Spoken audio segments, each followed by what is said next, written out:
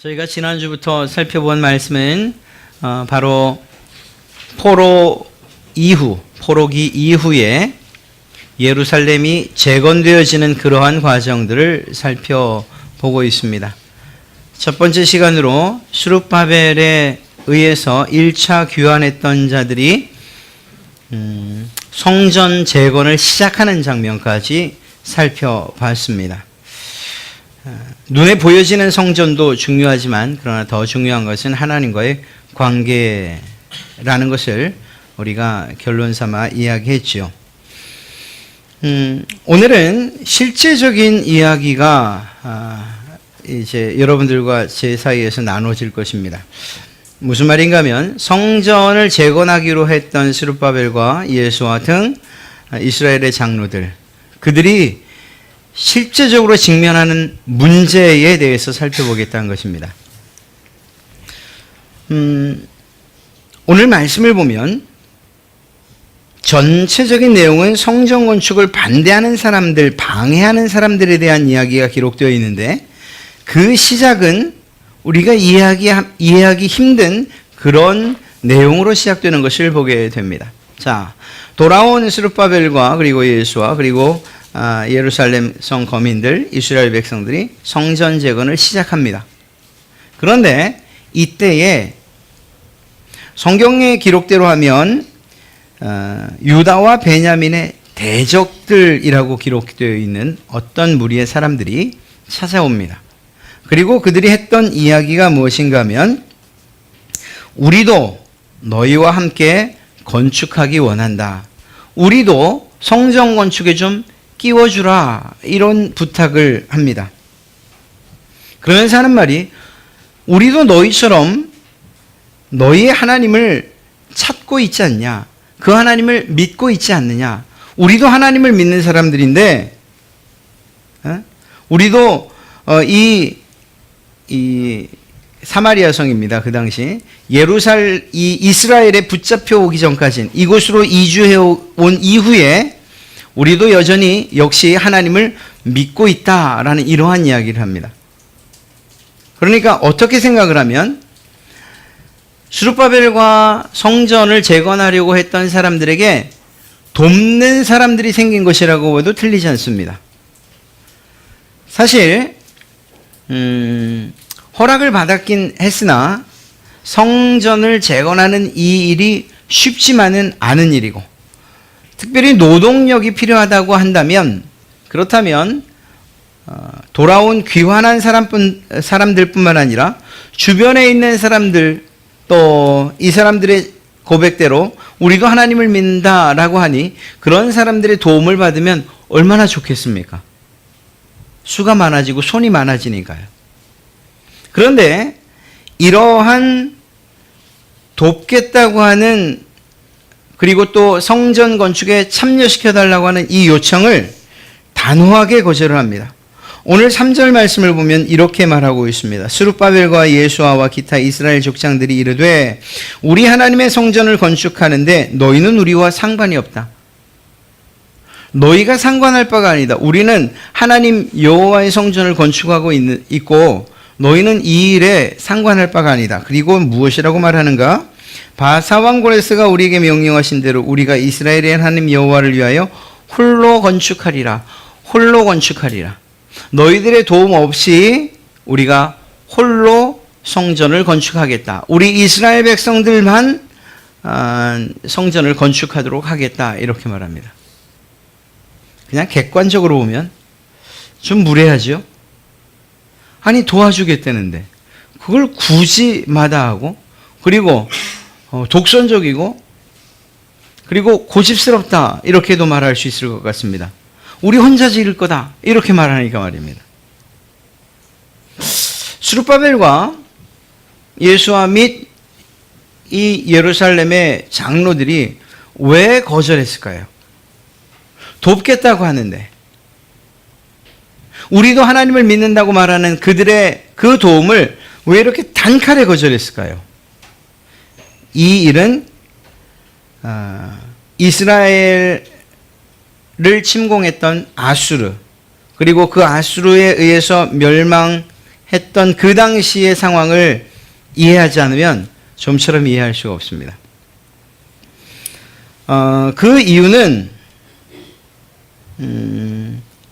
아시리아라고 하는 아수르가 북이스라엘을 침공할 때에 그들만 가지고 있었던 특별한 식민지 정책이 있습니다. 아수르 사람들은 매우 포악하고 공격적인 사람들이었고, 그리고 자신들의 식민지에 대해서는 혼혈 정책을 펴던 사람들이었어요. 그래서 열왕기서를 보면은 이스라엘, 즉 사마리아 성에 사는 사람들을 모두 옮겨서 아시리아 혹은 다른 나라로 보내고, 아시리아 및 여러 주변에 있는 이방 사람들을 사마리아로 옮겨옵니다. 그래서 사람들을 바꿔버려요. 그러면 시간이 지나면 어떤 현상이 일어날까요? 적어도 지금 70년, 아니 이스라엘의 멸망으로 보면 그보다 더 많은 시간이 흘렀으니까 혼혈되죠. 단지 혈통이 혼혈된다는 것이 문제는 아니었습니다. 이때 상황, 즉 아시리아가 이러한 식민지 정책을 폈을 때에 벌어진 상황들을 열왕기 하에서 기록하고 있는데 한번 들어보시겠습니까? 열왕기하 17장 24절 이후에 기록하고 있습니다. 이스라엘 자손을 사마리아에서 내쫓은 아시리아 왕이 사마리아 성에다가 어떤 사람들을 데려오는가? 바벨론 사람, 구다 사람, 아와 사람, 하마 사람, 스발와임 사람들을 데려옵니다. 그렇게 해서 사마리아 성에는 오히려 이스라엘 백성들보다 타 민족 사람들이 더 많았습니다. 그런데 그곳에 정착할 때에 처음에는 하나님을 믿지 않았어요. 당연하지 않겠습니까? 자기들이 믿던 신들이 있으니까요. 그런데 하나님께서 이 사람들, 즉 사마리아 성에 와서 사는 이들에게 재앙을 내리는데 사나운 사자들을 보내서 물어 죽이게 하는 거예요. 사마리아 성 사람들, 이주해온 이방 사람들이 아시리아 왕에게, 아수르 왕에게 상소를 합니다. 이 땅에 있는 신이 우리에게 사자를 보내서 우리가 살 수가 없습니다.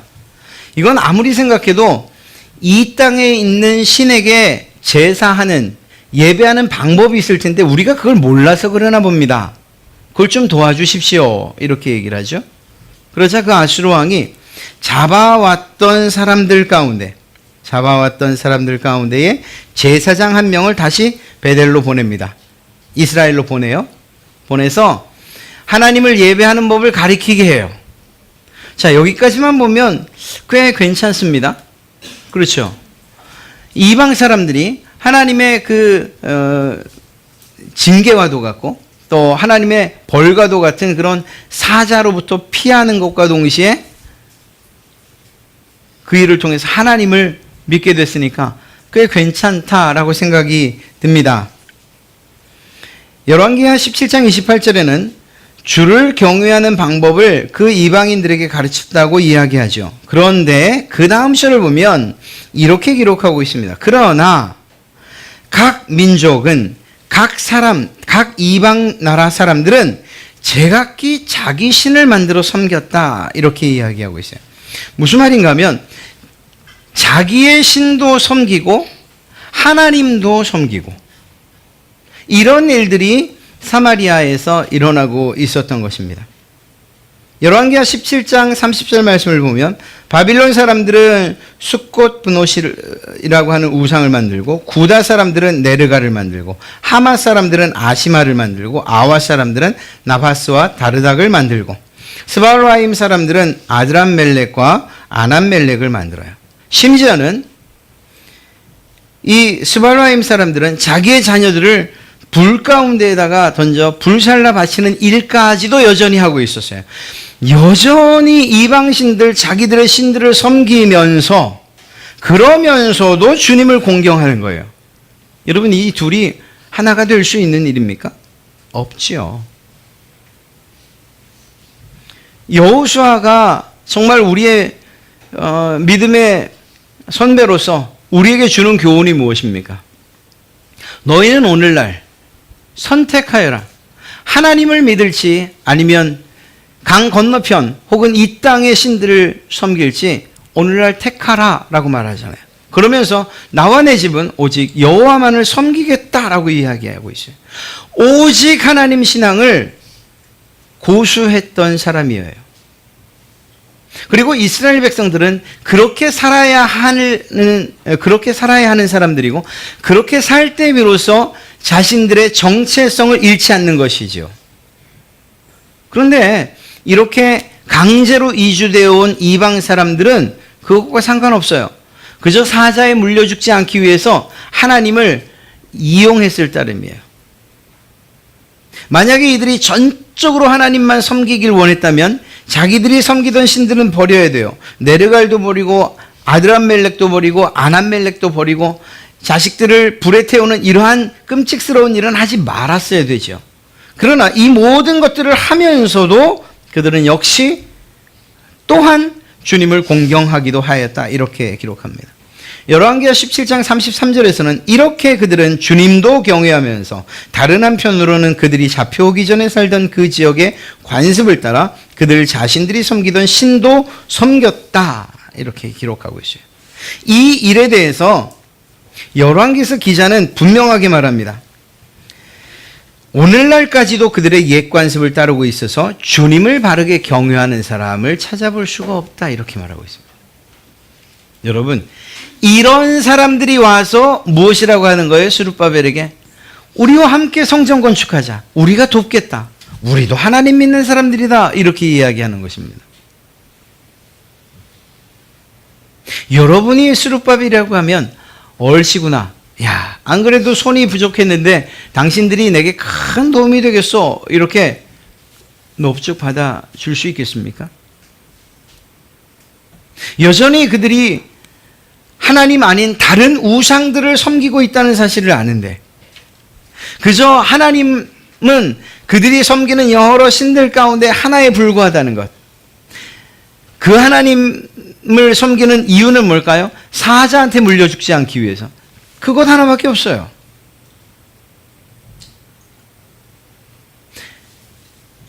하나님을 믿는 사람으로서 어떻게 살아야 되는지 중요하지 않아요. 어떻게 하나님을 섬겨야 되는지 중요하지 않아요. 하나님만 참된 신이시고 다른 것들은 모두 사람이 만든 우상이라는 이러한 이야기들, 율법의 이야기들은 중요하지 않아요.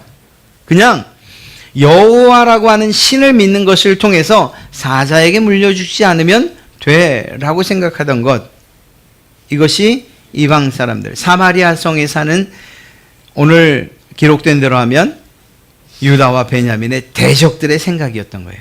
그런 사람들이 와서 우리도 하나님 믿는 사람이요, 우리도 성전 건축에 참여시켜 주시오 라고 이야기하니 스룹바벨과 예수아와 장로들이 그것을 단호하게 거절할 수밖에 없었던 것입니다. 스룹바벨은 이러한 대적자들을 우상 숭배자로 규정했던 거예요. 하나님을 믿는 백성들의 마음에는 그 하나님이 어떤 분이셔야 되는가? 오직 하나님만이 홀로 참된 신이십니다. 우리가 만드는 새로운 이 성전에 하나님 외에 다른 어떤 신들도 드릴 수 없습니다라는 이러한 확고한 신념을 가지고 있었던 거죠. 가령 예를 들어서 그들을 성전 건축에 동참시켰다라고 한다면 정말 그 성전에서 하나님만 예배하는 일이 일어났을까요? 그럴 수 없을 거예요. 지분이라는 게 있는데, 지분. 우리도 성전 건축에 얼마나 힘을 썼는데, 애를 썼는데, 우리 신도 하나 들여놓읍시다, 장소 하나 마련해 주시오. 이러한 일들을 스룹바벨은 미연에 방지했던 것이라고 말할 수 있어요.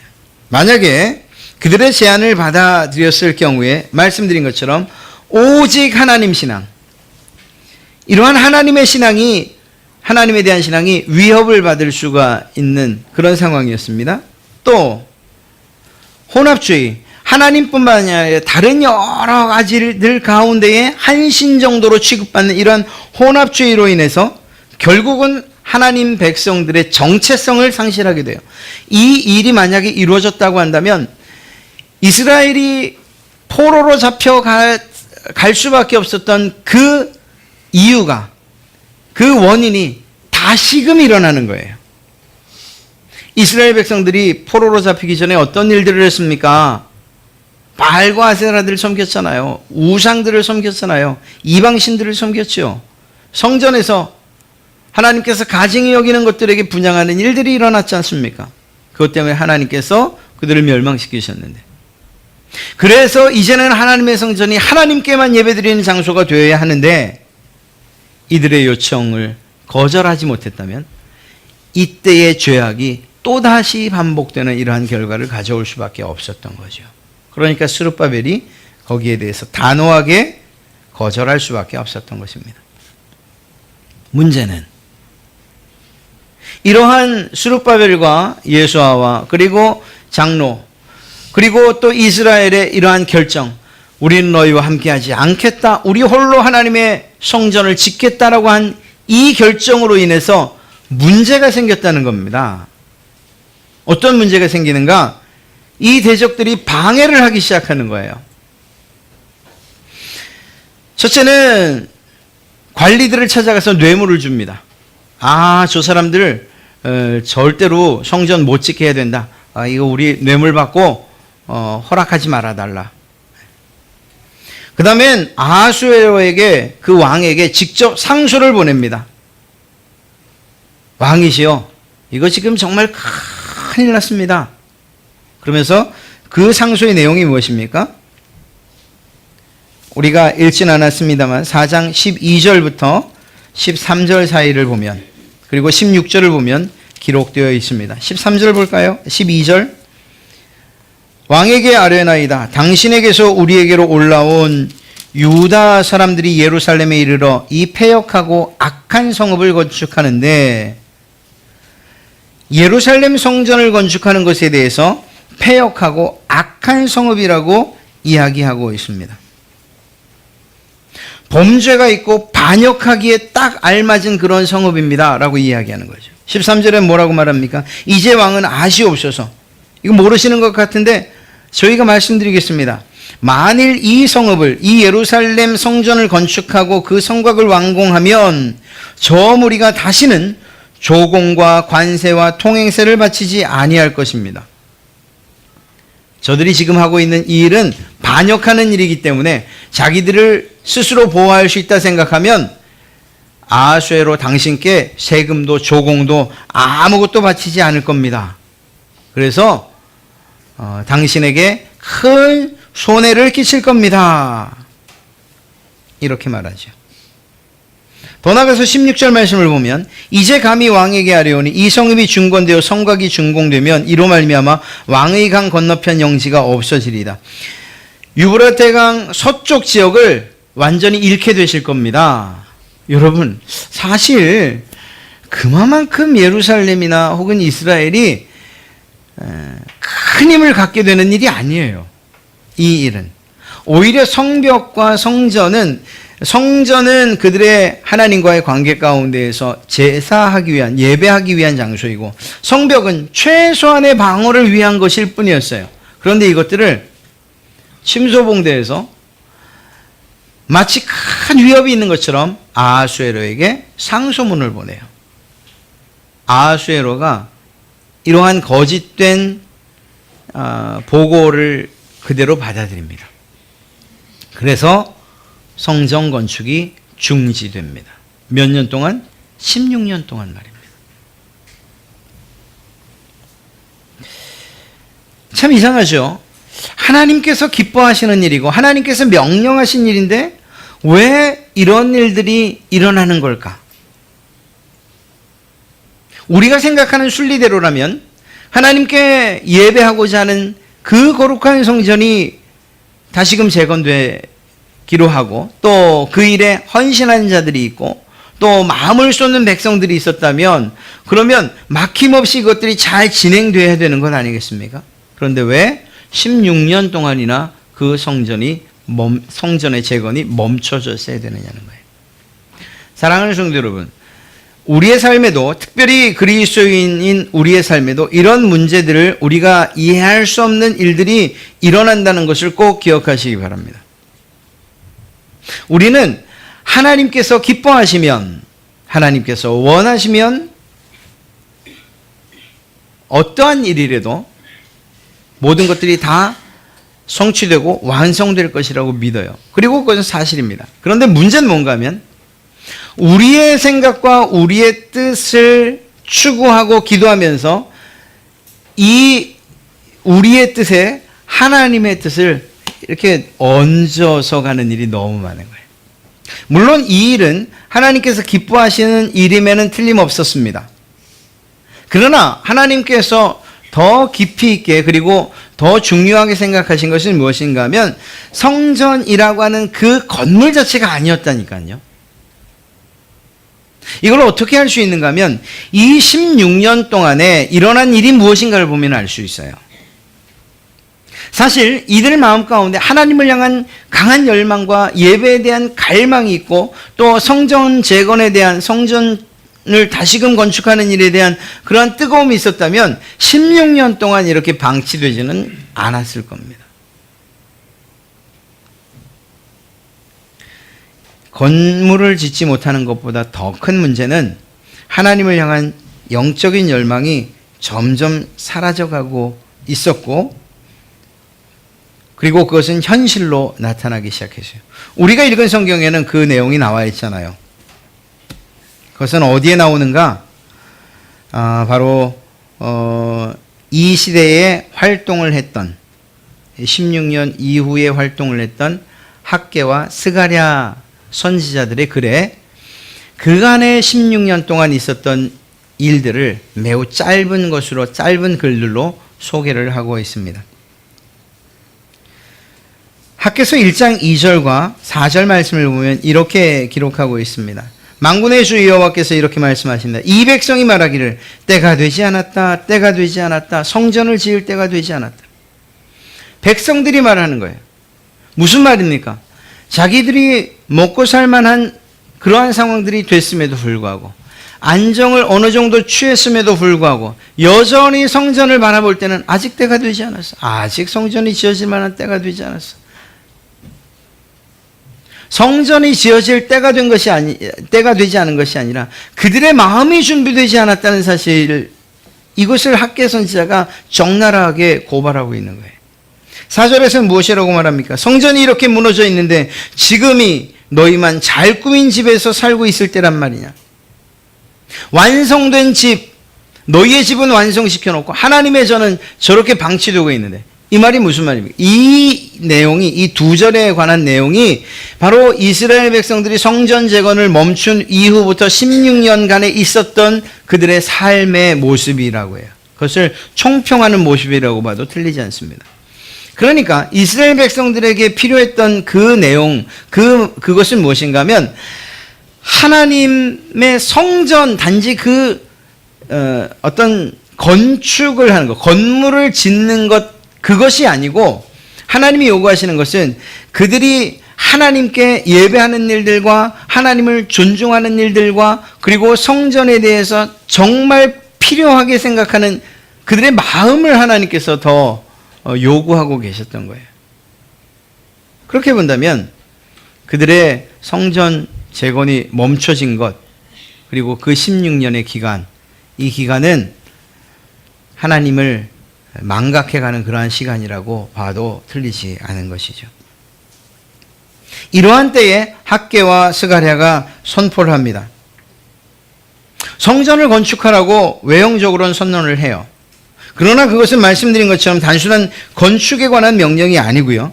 하나님과의 언약적인 그러한 관계, 하나님과의 이러한 교제의 회복이 더욱 절실하다고 이야기하고 있는 것입니다. 성전은요, 외형적으로 그리고 가시적으로 주는 의미가 분명히 있어요. 하나님의 임재의 장소로서 말이에요.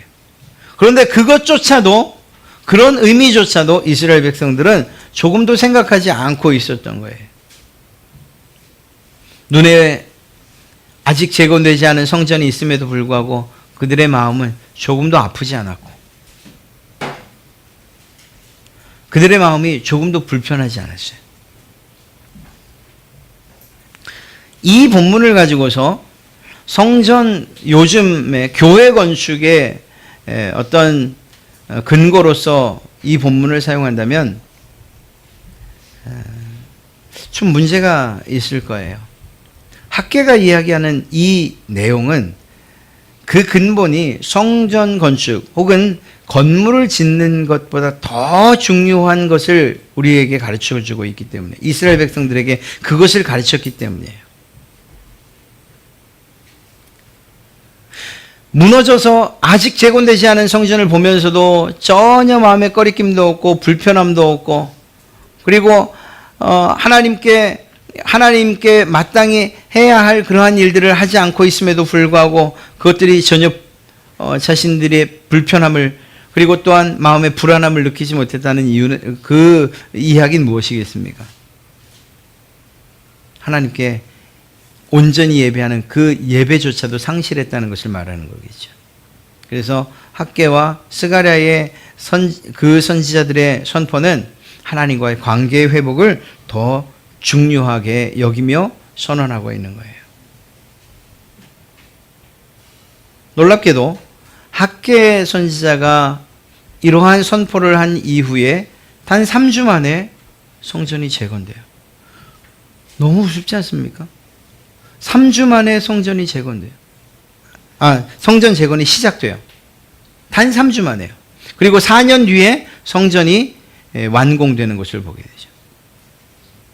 3주 만에 그들의 마음이 돌이켜 하나님께로 갈 수 있는 그런 사람들이었다면 16년 전에도 그럴 수 있었을 것 아니겠습니까?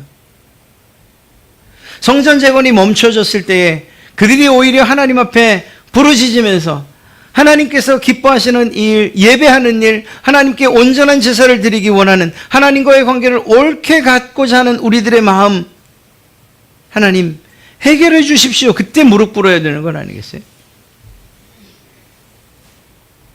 그저 흘러가는 대로 안 된다고 하니까 멈춰야 되는, 그래서 우선순위를 상실하게 됐고 하나님보다는 자신들의 삶에 더 큰 우선순위를 두게 됐던 거죠. 그것이 16년 동안 이어졌던 것입니다. 학개와 스가랴는 우리에게 이렇게 말하고 있어요. 하나님에 대해서 무관심한 삶을 살지 마십시오.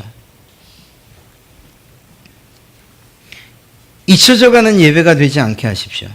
하나님의 말씀에 귀 기울이지 않는 그러한 무심함이 우리 마음 가운데 있어서는 안 됩니다. 율법에 불순종하지 마십시오.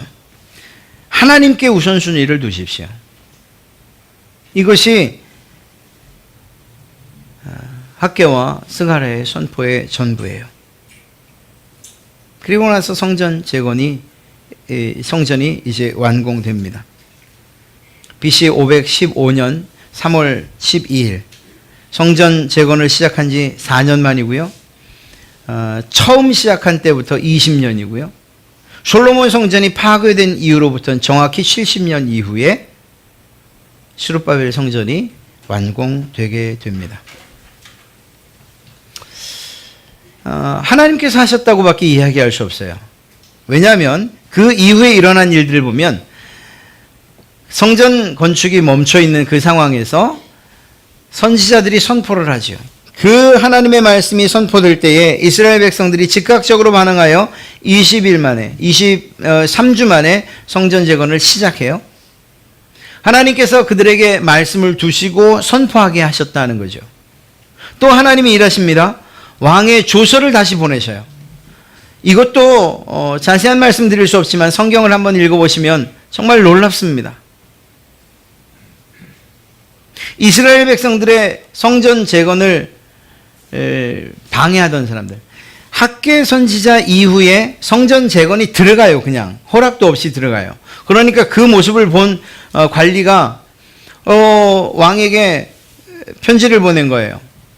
아니, 이들이 성전 건축을 시작했는데 이거 가능한 일입니까? 이거 말려야 되는 것 아닙니까? 이들 말대로 하면 선왕 고레스 때에 이것이 허락된 적이 있다고 하는데 혹시 그 왕의 서고에서 찾아보셨습니까? 있다면 한번 확인해 주십시오. 찾아보니까 고레스의 그러한 조서가 발견되죠. 이렇게 되고 난 다음에는 왕이 오히려 적극적으로 돕습니다. 그래서 세금 거두어서 그곳에 사용하게, 그래서 재원을 마련해줘요. 성전 건축에 아무런 무리가 없어요.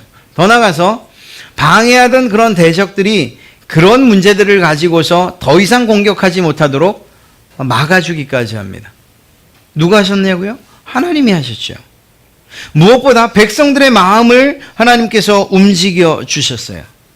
그래서 그 안에 다시금 하나님을 향한 열망들이 살아나게 하시고 예배에 대한 갈망들이 살아나게 하시고. 누가요? 하나님께서요. 사랑하는 성도 여러분, 무엇인가 문제가 생겨서 좌절됐을 때 그것을 우리의 힘으로 해결할 수 있다고 생각하지 마십시오.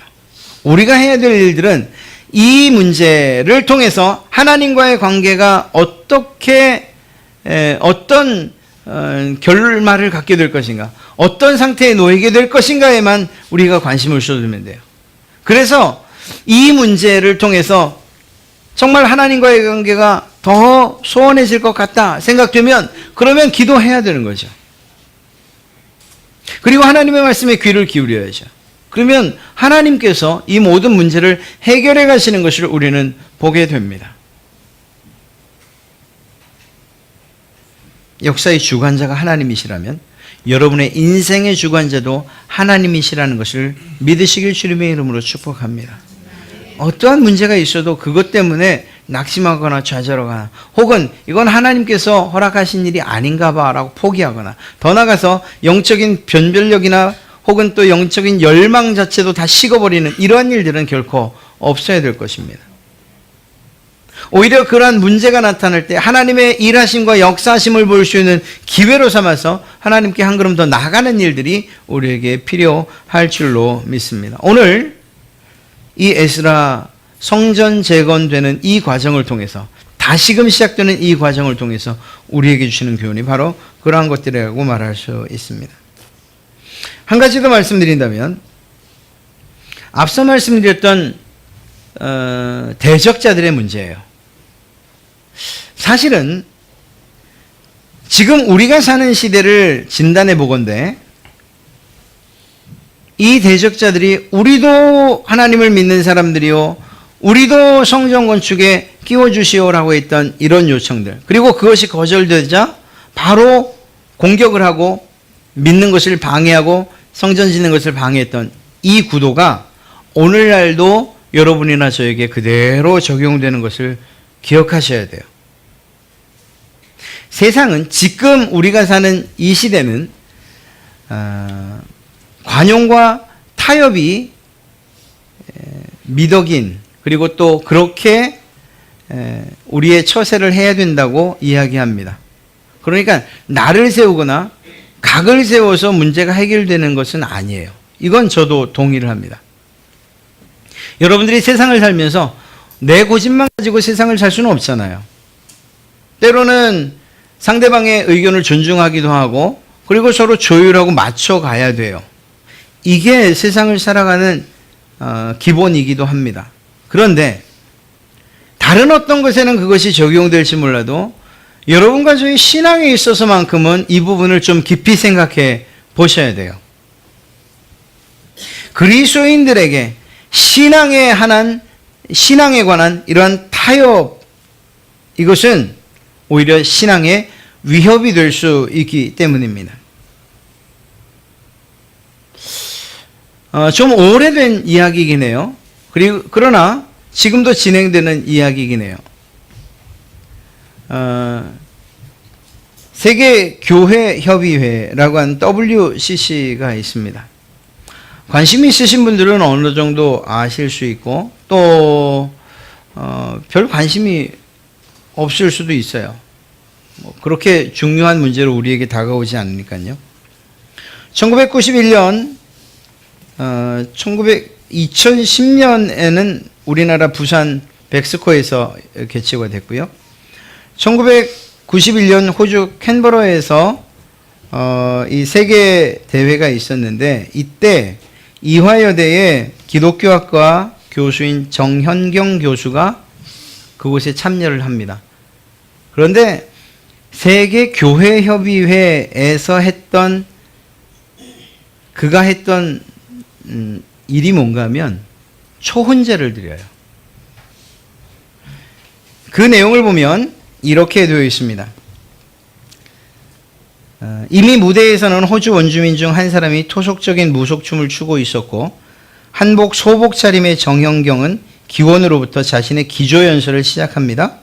그녀는 애굽의 여종 하갈로부터 한국 광주와 중국 천안문에서 죽은 영들, 십자군 전쟁에서 죽은 영들, 체르노빌에서 죽은 영들, 매일 살해되는 아마존 숲의 영들, 걸프전에서 죽은 군인들과 민간인들의 영들, 착취를 당하는 땅과 공중과 물의 영으로부터 십자가에서 고문당하고 살해당한 우리의 형제 예수의 영, 예수 탄생 시 헤로당의 군인들에 의해서 살해된 아기들의 영을 오소서, 즉 불러들이는 이러한 초혼제로부터 자신의 연설을 시작해요. 구술한 거예요, 구술. 그것이 교회 협의회에서 일어난 일이에요.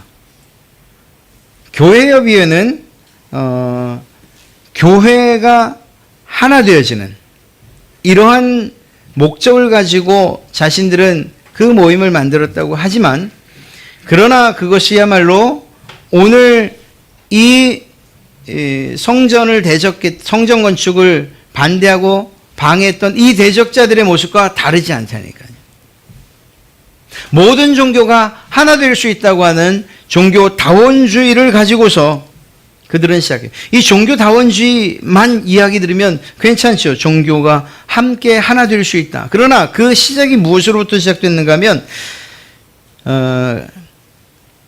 기독교의 외에도, 그러니까 예수 그리스도 외에도 다른 종교에도 구원이 있다는 것을 공통된 사상으로 가지고 있습니다. 그러니까 예수 외에도 구원의 길은 있다. 다만 종교에 따라서 다를 뿐이다. 기독교에 예수가 있다면 불교에는 부처가 있는 것이고, 이슬람에는 마찬가지로 모든 민족들이 자기의 토속 종교이던 아니면 어떤 종교를 가지고 있던 그것은 그들에게 맞는 구세주다, 이렇게 이야기하는 것이 종교다원주의예요. 근데 이런 사고들을 여러분들에게 이야기할 때 받아들일 수 있냐고요. 하나 되자고 말할 때 그럴 수 있냐고요. 우리는 단호히 거절할 수밖에 없어요. 그런데 이렇게 눈에 확 뜨이고 그리고 거창한 것으로만 우리와 우리의 그러한 우리를 유혹하고 또 때로는 공격하는 게 아니에요. 이 혼합주의라고 하는 이것, 우리가 말씀드렸던 하나님 중심으로 하나님을 우선수에 두지 않을 경우엔 이런 위험에 언제나 노출될 수 있다는 것을 기억하셔야 돼요. 하나님은 세상의 다른 어떤 신들과 하나 될 수 없는 그 가운데 한 분인 그런 분이 아니잖아요. 그럼에도 불구하고 그것이 가능하다고 말하는 것이 세상이고, 오히려 그렇게 고집하는, 그렇게 말하는 우리들을 향해서 고집스럽다고, 독스럽다고 이야기하고 있는 거죠. 우리가 그런 이야기를 들을지언정 그것에 동의하거나 우리가 하나 될 수는 없어요. 시대는 점점 하나 되는 것들을 더 추구해 갈 것이고, 역시 신앙에 있어서도 이러한 기류는 계속 될 것입니다. 그러한 때에, 그렇게 어려운 때에 우리의 신앙을 지켜가고 유지해가는 이러한 일들, 오늘 말씀을 생각해서 마음에 새기시고, 이게 그때 말한 것이구나. 내가 아니오라고 말해야 되는 때가 이때고, 아니오라고 말해야 되는 그 상황이 지금이구나. 이렇게 판단하실 수 있는 그런 지혜로우신 여러분 되시기를 주님의 이름으로 축복합니다. 세상은 어떻게 해서든지 우리를 무너뜨리려고 하고 하나님으로부터 어떻게 해서든지 떠나게 하려고 해요. 사실 수없이 많은 문화 매체들은 이미 하나님에 대해서만 그분만이 정말 찬송받으실 영광받으실 유일한 신이라고 말하지 않아요. 우리 아이들이 보는 그런 애니메이션도 그렇고 특히 일본의 애니메이션 더더욱이 그렇고요. 심지어는 사람을 신의 자리에 올려놓는 이러한 일들도 너무 많아요.